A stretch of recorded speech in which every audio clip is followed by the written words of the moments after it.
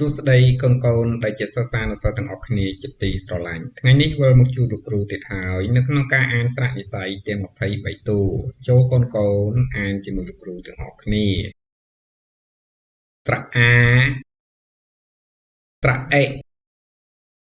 ត្រអីត្រអើត្រអើត្រអុកត្រអូត្រអ៊ូត្រអើត្រអឺត្រអៀ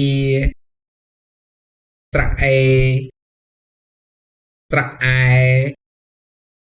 ត្រអៃត្រអោត្រអៅត្រអុំ